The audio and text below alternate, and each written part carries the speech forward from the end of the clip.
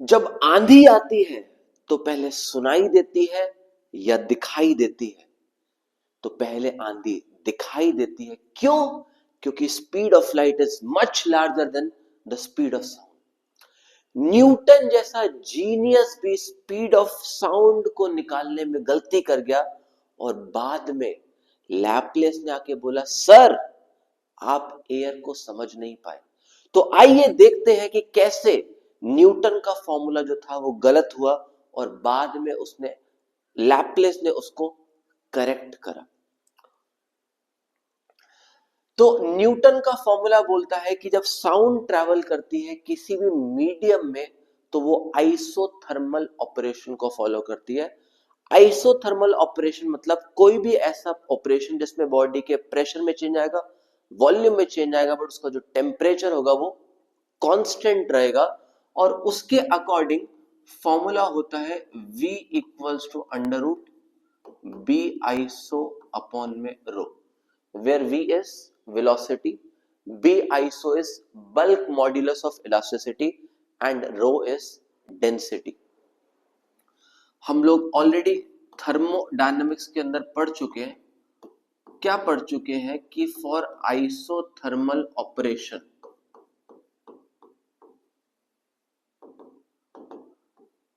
जो pressure and volume होता है वो कांस्टेंट के इक्वल होता है। अगर पीवी कांस्टेंट के इक्वल है और अगर हम यहां पर डिफरेंशिएटिंग बोथ साइड कर दें तो पहले को छोड़ दो दूसरे का डेरिवेटिव, दूसरे को छोड़ दो पहले का डेरिवेटिव और कांस्टेंट का डेरिवेटिव 0, राइट। इसका मतलब पी डीवी किसके इक्वल आ गया?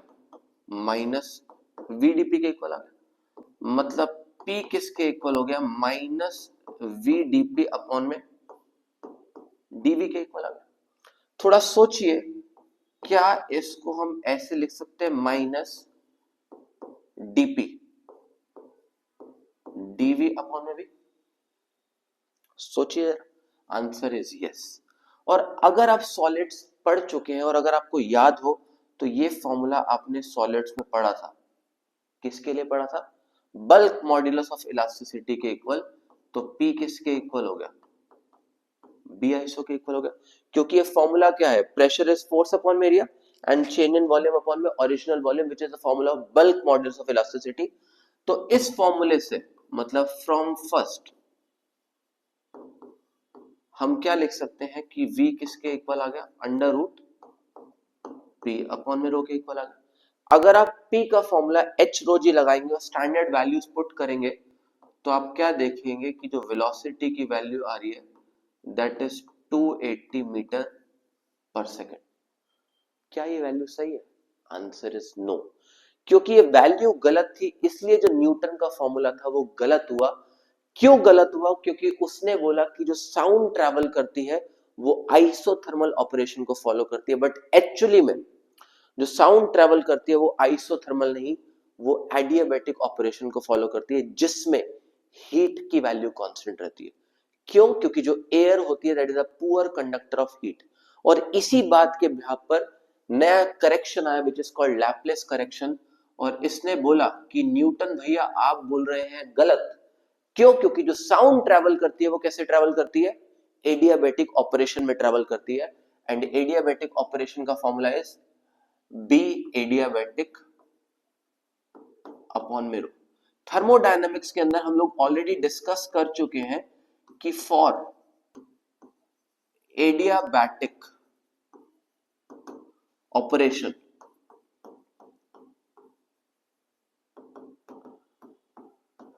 पीवी गामा इक्वल्स टू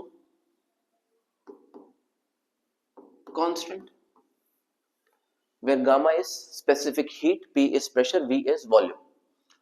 अगर यहां पर हम डिफरेंशिएटिंग बोथ साइड कर दें तो हम क्या देखेंगे? पहले को छोड़ दीजिए आप, दूसरे का डेरिवेटिव P का डेरिवेटिव dP और V गामा का डेरिवेटिव V गामा प्लस पहले को छोड़ दीजिए, दूसरे का डेरिवेटिव आप करेंगे तो V गामा का डेरिवेटिव हो जाएगा gamma V gamma -1 into dv और कांस्टेंट का डेरिवेटिव 0।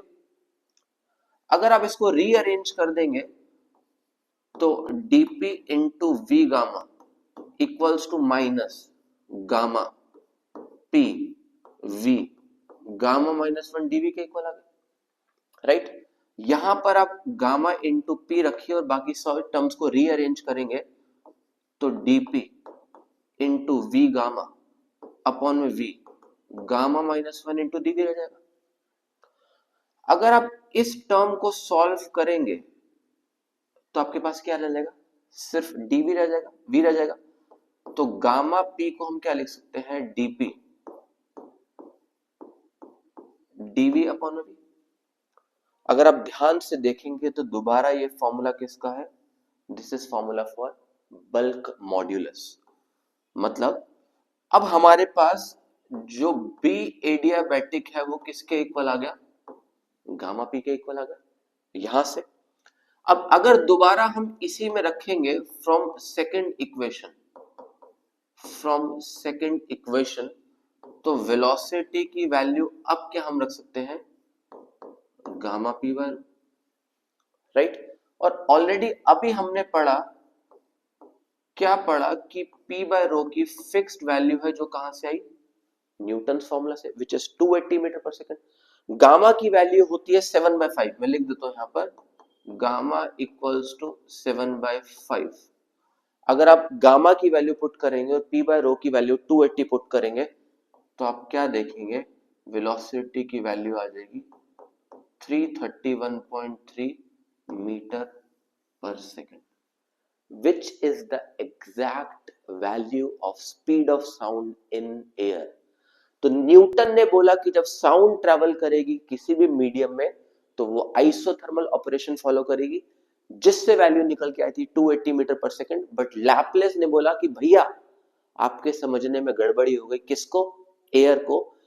एक्चुअल में जो साउंड ट्रेवल करता है किसी मीडियम में तो वो एडियाबैटिक ऑपरेशन को फॉलो करता है, जिससे वैल्यू निकल के आ रही है 331.3 मीटर पर सेकंड। और आज भी हम इसी वैल्यू को स्टैंडर्ड लेकर सारी इक्वेशंस को यूज करते हैं। So thank you for watching, stay tuned, take care.